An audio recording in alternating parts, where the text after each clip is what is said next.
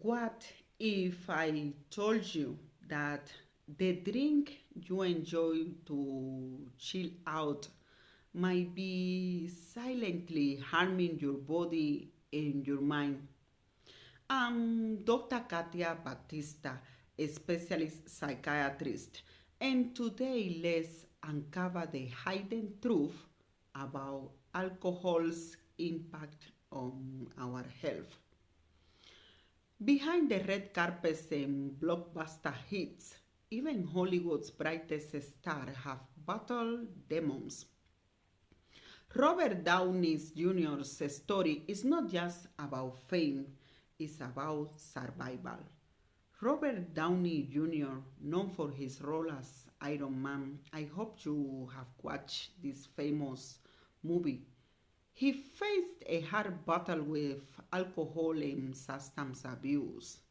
His addiction led to multiple arrests and a career downturn.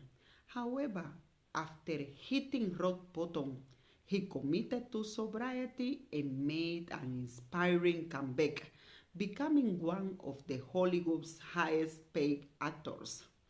This real life example highlights the possibility of recovery and the importance of addressing alcohol addiction.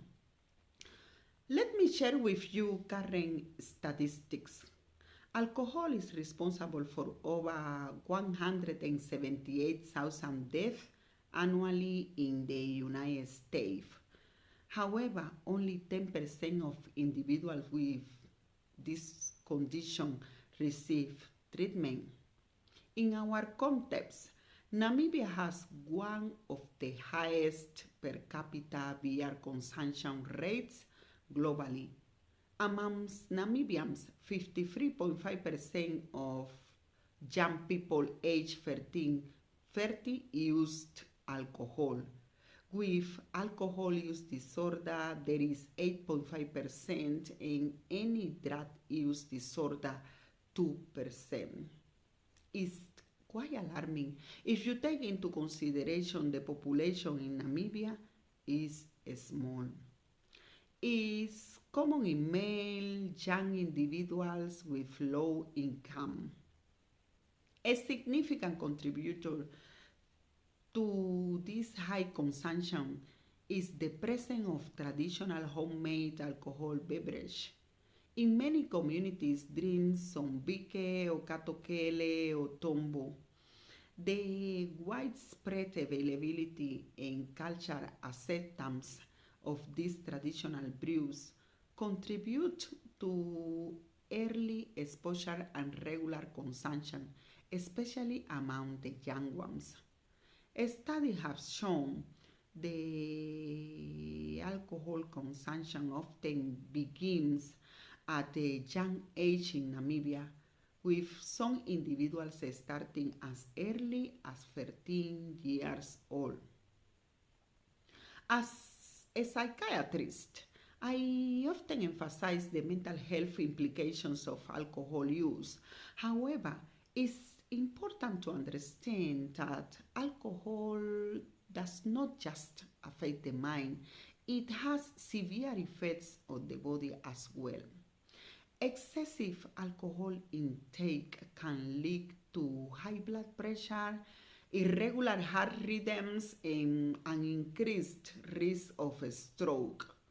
Over time, heavy drinking weakens the heart muscles. A condition known as cardiomyopathy can lead to heart failure.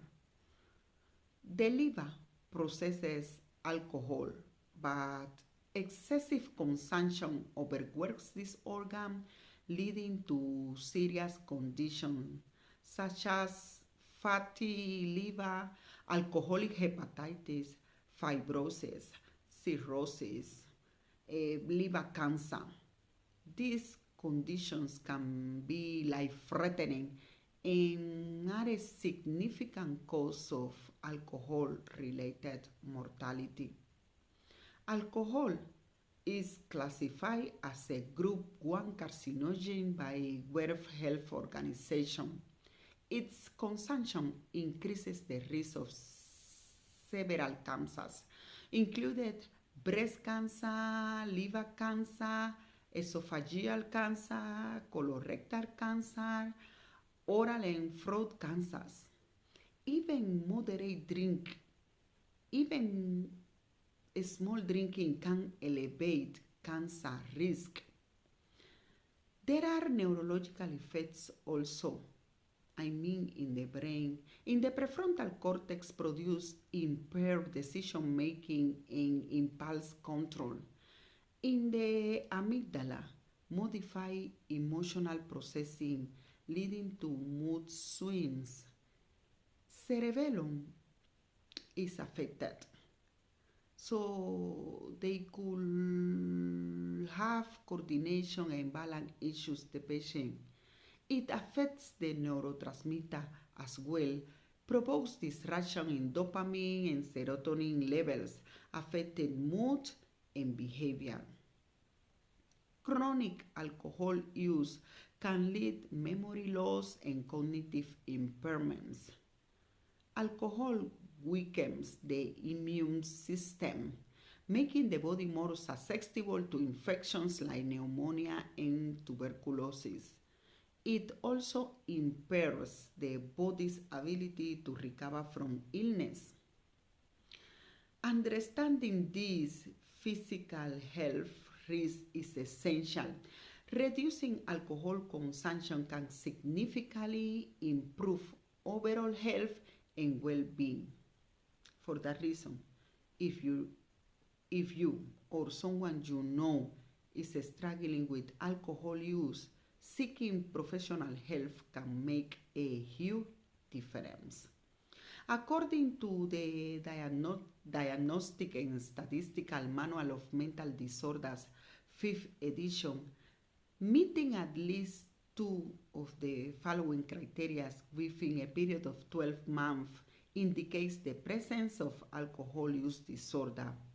If alcohol is often taken in largest amount or over a longer period that was intended, if there is a persistent desire or an unsuccessful effort to cut down or control alcohol use, if there is a great deal of time spent in activities to obtain alcohol, use alcohol, or recover from its effect, if you are having craving or a strong desire, if the recurrent use of alcohol resulting in a failure to fulfill major role obligations at work, school, or home, if there is a continual alcohol use despite having persistent or recurrent social or interpersonal problems caused or exacerbated by the alcohol intake. There are important social, occupational, or recreational activities given up or reduced because of alcohol use.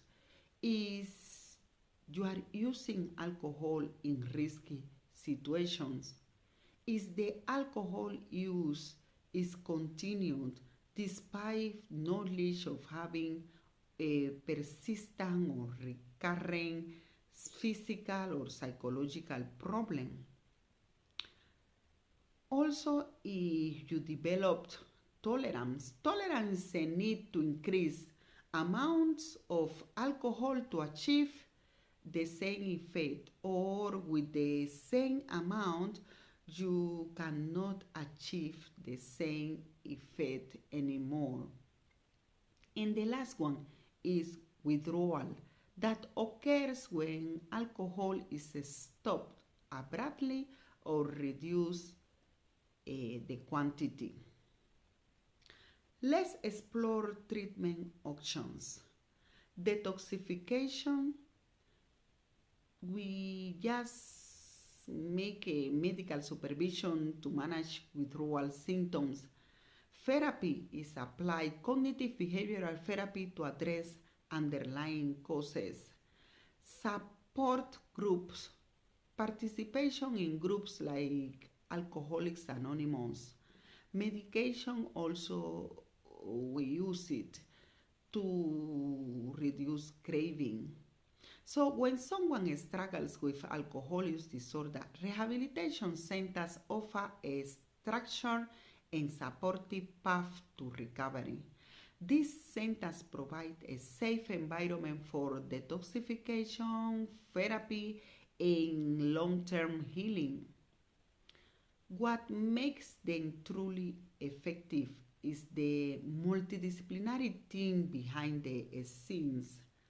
Psychiatrists help manage withdrawal symptoms and any co-occurring mental health conditions. Psychologists provide counseling and therapy to address the emotional roots of addiction. Social workers, nurses, and addiction counselors all work together to create a personalized care plan. The goal is not just to stop drinking, it's about rebuilding a healthy, meaningful life. These centers guide individuals in learning coping strategies, repairing relationships, and finding new purpose without alcohol. Recovery is not just possible, it's a supported journey, one step at a time. Recovery from alcohol use disorder is not easy, but is possible. Science shows us that the brain and body can heal with the right support, care, and commitment. If you or someone you love is struggling, know that you are not alone. Help is out there and there is always a path forward. If these videos helped you in any way, please give it a like and consider subscribing. I would like also to hear from you. Have you or someone close to you been affected by alcohol?